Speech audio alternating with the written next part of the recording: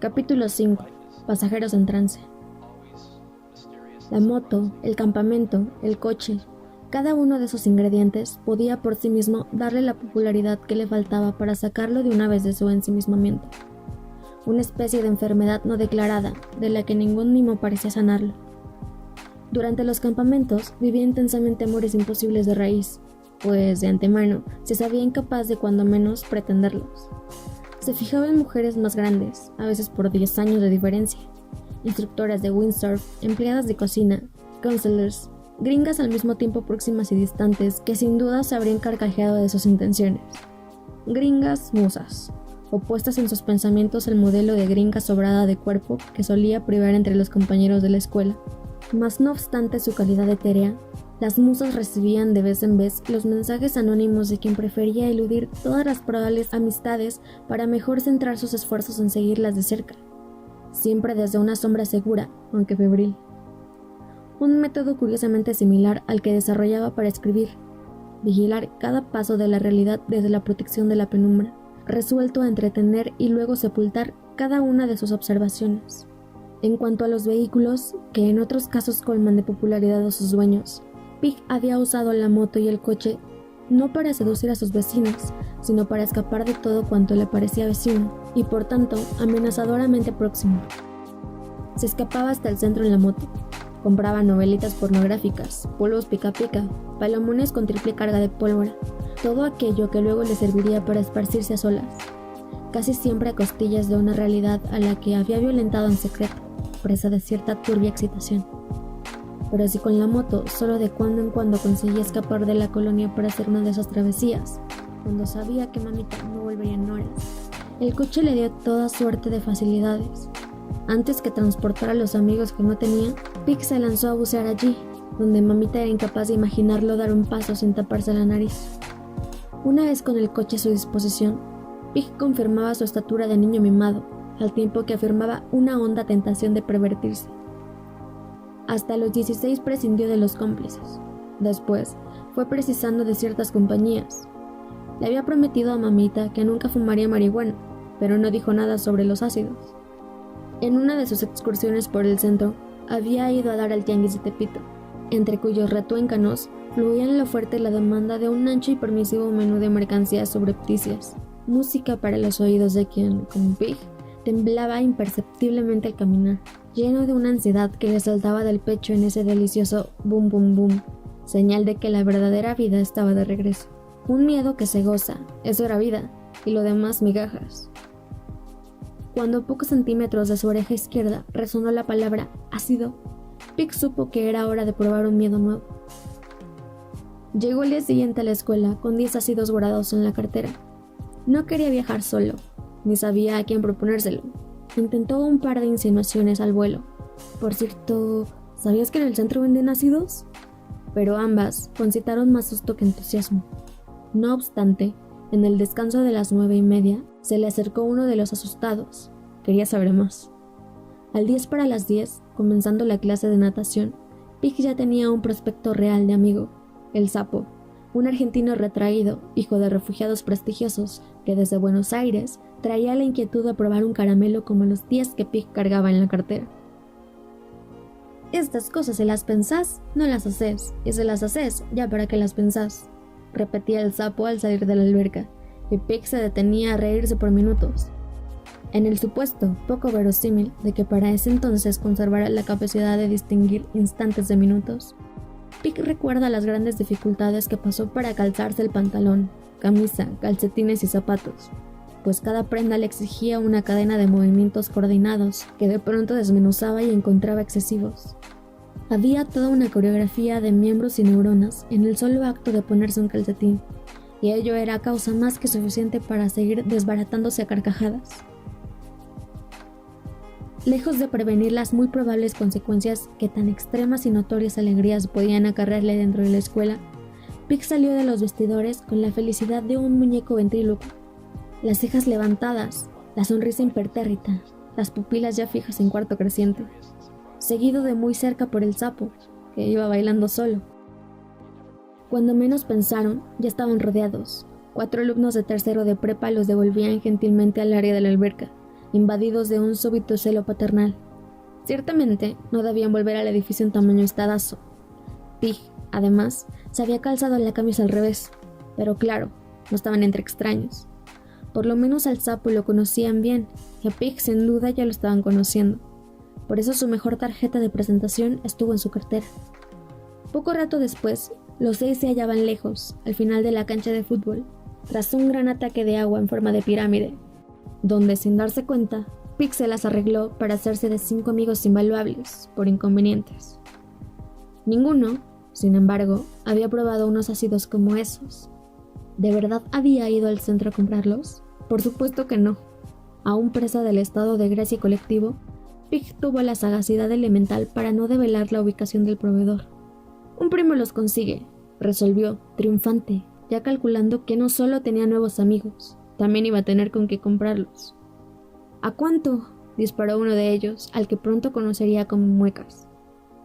2,000 por cada uno, devolvió Pig sin titubear, justo el doble de lo que le cobraron en Tepito. ¿Nos comprarías unos?, le sonrió el Muecas, como queriendo abrir las alas de esa complicidad tan promisoria. Pig ha olvidado casi todo lo que dijo y oyó en el curso de aquella mañana forzadamente mágica, embustera y aún así celestial. Pig rememora, más que sus palabras, el placer de soltarlas sin pensar, como solo se sueltan risas y sollozos. Recuerda la cosquilla satisfecha, la comezón con uñas integradas, la exacta y absoluta correspondencia entre el deseo y su satisfacción. Y afuera, en esos cables ciegos que iban y venían con el grandilocuente nombre de conversación, afuera de su cuerpo que por algunas horas daba infinitamente más de lo que pedía, flotaban resonancias impresas en sonrisas hechizadas, cada una postrada ante su propio resplandor, estúpida y precisamente incondicional. Porque la estupidez, descubrió Pig en medio de una revelación química, podía ser también un estado de gracia compartido. La estupidez era una carcajada múltiple y irrefrenable, un pretexto a la mano para comprarse amigos y salir de una vez por todas de la ostra. Había, por supuesto, una vibrante falsedad en todo aquel ritual de iniciación, pero ciertas mentiras dejan de serlo apenas son creídas por quien las concibió. Y Pig quería creer, estaba listo para afirmar lo que fuera con tal de no perder ciudadanía en esa realidad gozosamente sacada de la manga, puesto que aquel montaje de los amigos era una mascarada con apenas algún sustento químico-biológico. Nada que no pudiera ganar genuina solidez pasado el 5º, 7º ácido juntos. ¿Cuántas veces tendría que viajar hasta Tepito antes de ser reconocido como miembro del gang? En cualquier caso, parecía ya obvio que nadie de esos 5 se iba a bajar del tren antes de entonces. Si las metáforas lisérgicas no le estaban mintiendo, y aun si lo hubieran hecho, la amistad como tal no era sino la ansiosa prolongación de un mismo entonces. Lejos estaba el sapo del rigor crítico suicida del detector de Faulkner, pero el rock le había dado, como a tantos, la sensación de ser un tipo culto y mundano, requisitos que los maestros de literatura muy rara vez cumplían, encorsetados por programas burocráticos y a diario desafiados por adolescentes siempre más modernos que ellos. Crecido en un ambiente pleno de libertades personales, hijo de 2 psicólogos que hasta media merienda citaban a Lacan, o a Fromm o a Jung, el sapo había encontrado en Bowie, Bauhaus y los Cocteau Twins las fuentes de sabiduría necesarias para mirarse en el espejo como alguien especial, alguien que no tenía por qué pasar problemas para estar a la altura de las conversaciones de los grandes, fueran estos sus padres o sus inverosímiles aliados de tercero de prepa, camaradas de vicios tan sociables como el vodka, la música y las finas hierbas. Sobra decir que aquello, para Pig, valía más que todos sus ácidos juntos, los que aún conservaba, los que había regalado, los que pronto tendría que comprar y eventualmente revender, hasta tornarse presa de una productiva confusión entre amigos, clientes y lectores. No habían compartido aún el tercer ácido cuando ya el sapo, el Muecas, el Kilos, el Mister y la sopa escuchaban más o menos atentos la voz de Pig leyendo esas historias, generalmente escritas en la noche anterior, con la prisa bastante para eludir a tiempo al detector de Faulkner y llegar a la escuela con ellas bajo el brazo, desvelado por una exaltación que también a mamita le robaba el sueño. Por más que su hijo nieto le decía que estudiaba, sus calificaciones comúnmente mediocres, por decirlo menos, delataban el muy dudoso origen de aquellas trasnochadas febriles y estridentes, con la música a tope en su recámara. ¿Era acaso que Pig había reemplazado el detector de Faulkner por el juicio amigable del sapo y los demás? Tal vez no exactamente. Por más que el sapo, el muecas, el kilos y el mister apreciaran sonoramente la huella escrita de sus desvaríos, Pig concentraba todos sus esfuerzos en atrapar los ojos, los oídos, el alma de la sopa, la primera mujer que descompuso el detector de Faulkner. Había, según Pig, alguna predestinación en el hecho de que los dos apodos, el de su nuevo amigo, el de su nueva musa, resultasen poquito más que anagramas, el sapo y la sopa. Con los labios pulposos y los ojos saltones, el apodo del sapo se explicaba solo. En cambio, el de la sopa era un secreto por el que Pig no se atrevía a preguntar. Tenía esbeltas las pantorrillas y carnosos los muslos, las caderas más anchas que los hombros, la boca un poco demasiado grande, la mirada discretamente estrábica, el porte cabizbajo, la melena castaña casi lacia, la piel blanca, blanquísima. El conjunto, no obstante, atraía como un conjuro la atención de Pig, hasta arrancarle a trozos el sosiego. Tenía un carácter pleno de altibajos y un gusto desmedido por uno y otro estado de inconsciencia, depresiva, explosiva, retraída, de risa impredecible y desconcierto pronto. La sopa se llamaba como nadie parecía recordarlo, Nieves. Acurrucado en una timidez todavía inexpugnable, Pig hubiera querido llamarla por su nombre, pero ello habría sido tanto como enseñar sus cartas en un juego donde tenía todas las de perder. Con 2 años de menos y una tendencia infame al titubeo, la sola idea de enfrentarla como a una mujer y no solo como a una cómplice amigable le parecía de por sí ridícula. Albergaba, de cualquier forma, una esperanza, la de un día atraparla en medio viaje de ácido y quizás explotar alguna de sus debilidades, que sin duda eran muchas. Había un desafío, un regusto de voluntaria indiferencia por el mundo en el rictus cotidiano de la sopa, mismo que Pig interpretaba como un signo de subterránea aristocracia, y que sus compañeras de tercero veían como simple síntoma de drogadicción. La rehuían, la remedaban, la tenían por piruja viciosa e intratable, y era esa calidad de apesada social la que Pig apreciaba sobre todas las cosas. Por eso, en sus escritos, las heroínas eran siempre reprobables, cada una copia de la sopa, o de la que, según creía Pig, podía ser la sopa. Reveladoramente, la Interfacto nunca se dio por aludida. Lejos de enamorarse de ella, Pig se estaba prendando de su propia creación. Cuando terminó el curso y la sopa dejó la escuela para estudiar historia del arte, sin jamás enterarse de su estatura de musa, Pig debió consolarse perfeccionándola sobre el papel, con el auxilio de un detector de Faulkner, artificiosamente reconstruido para ajustarse a los antojos de su dueño. Los ácidos no habían sido finalmente un negocio. Si al principio los revendía al doble de su precio, bastó con que la sopa se quejara para que a Pig le diera por regalarlos, no solo a la quejosa, sino a todos ellos, de modo que muy pronto se habituó a estafar a mamita con un menú creciente de coartadas. Libros que se robaba, cursos que no tomaba, paseos escolares a los que jamás iba. Todo servía para apuntalar un presupuesto nunca suficiente, pues además de ácidos consumían hongos, poppers, vodka y kilos de música. Seguía sin probar la marihuana, por más que hasta la sopa le ofreciera fumadas, quizás porque consideraba sano preservar por ahí alguna restricción, como quien deja ileso un asidero para luego no terminar de despeñarse. Si sus amigos fumaban a toda hora, él solo estaba disponible para viajes largos, que por su misma intensidad, amén del precio, no permitían la diaria reincidencia. Cuando Pig, ya con 18 años, preguntó al sapo por qué a esa tal Nieves le decían la sopa, su respuesta lo dejó a un tiempo tieso y adolorido. ¿Por qué la sopa? Muy fácil, loco. Por espesa y por caliente. ¿Caliente?, chilló Pig, disfrazando la indignación de escepticismo. No sé, se la tiraba a todo el mundo, hasta yo, soltó la risa el sapo, con esa mezcla de prepotencia y piedad por sí mismo que suele proteger al inseguro del ridículo abierto.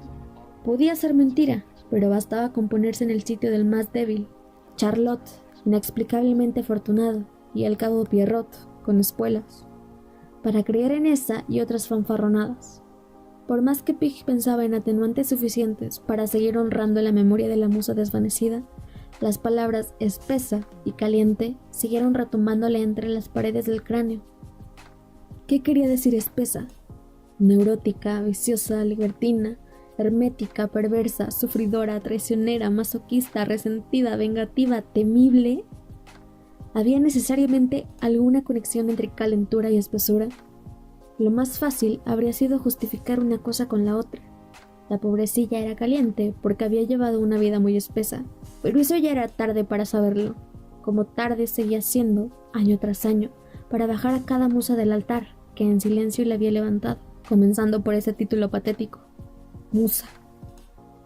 ¿Desde cuándo los cobardones que hacen pedazos todo lo que escriben necesitan musas? Se acosaba Pig, recién cumplidos los 18, cuando de aquellos 5 primeros amigos no le quedaba sino el sapo, cada día más interesado en las drogas y menos en sus escritos. Ciertas noches, cuando en vez de dormir o pensar en historias se daba a revisar su situación, escuchaba el rumor de los rezos de mamita, como la música de una sigilosa olivetti. Caía en dudas que ya no deseaba resolver, como la de si no todo eso de escribir y buscar musas terminaba por apartarlo de actividades tan indispensables como exprimir la savia de la vida y perseguir mujeres de verdad. ¿Qué tenía de vida esa sobrevivencia gris y cautelosa que se refosilaba en provocar desaguisados en torno suyo, sin poder ni confiárselo a su amigo, el único? ¿Para qué le servían todas esas trincheras, además de garantizarle un aislamiento a prueba de calor humano? Se cargaba en todo eso, por supuesto. Alardeaba en compañía del sapo, del temple duro que lo convertía en un perfecto escéptico. Por más que juntos contemplaran paisajes variopintos y ciertamente multidimensionales durante tardes, mañanas o noches de inconsciencia, repletas de sonidos que insistían en reclamar sarcófagos, Pig no soltaba prenda. Era, a sus propios ojos, un crítico implacable de la realidad. Así, cuando estudiaba, lo hacía fanáticamente, por el gusto de colocar en jaque a sus maestros. Y si se divertía, su expresión conservaba el rictus de insatisfacción, como una plataforma que ya de entrada lo ubicaba por encima de las circunstancias. Para la mayoría de sus compañeros, Pig era un espeso, pero no un caliente. Solo él tenía claro, como lo reafirmaban sus largas y sesudas auditorías de almohada, hasta dónde era vulnerable a esas pasiones vergonzosamente atrabiliarias que tanto se esmeraba menospreciando en público. El día que mamita volvió del hospital, cargando una sentencia de muerte en forma de diagnóstico, Pig se había encerrado en su recámara con los audífonos puestos, unos JBL con ínfulas de casco, que conectados a la Nakamichi no dejaban llegar a su cerebro más sonido que el de una voz cantante, seducida por ciertas plásticas, íntimas estratosferas, más una corte de distorsiones permisivas y orgásmicas. Making love with his ego, Siggy sucked up into his mind. Fue por eso, tal vez, que mamita lloró esa tarde a sus anchas, libre de sospechar que Pig podía oírla entre pausa y pausa, en la tierra de nadie que separa las canciones de un disco. Tanto, y también la oía, que terminó cantando durante cada pausa, con tal de no seguir mirando el fantasma de un llanto para el que no deseaba comprar boleto. Y más tarde, cuando una oscura huella de remordimiento le hizo indagar entre los papeles de mamita, la palabra quimioterapia lo llenó de una angustia que chocaba de frente contra su dureza, y sin más la quebraba como el cristal de una ampolleta. Quimioterapia. Pig se prohibió esa noche la palabra, oficialmente para no atormentar a mamita con la sospecha de que sabía lo que sabía, pero en el fondo más interesado, desesperadamente recuerda, en olvidarlo.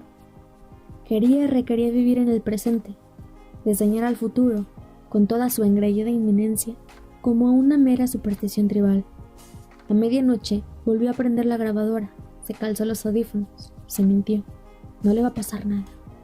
Una vez más, la nada parecía destino hospitalario para un demoledor de sus propias certezas. La nada era una prórroga, una tregua, una hipoteca, y a veces, cuando Pig se torcía de risa con el sapo, ambos a bordo de algún estupefaciente tripulable, los hongos ya los intimidaban. La nada era una tina desbordante de agua tibia, donde mamita seguía apareciendo con la merienda, uvas peladas, fruta en rebanaditas, cereal con chocolate, gelatina con las facciones del pato Donald.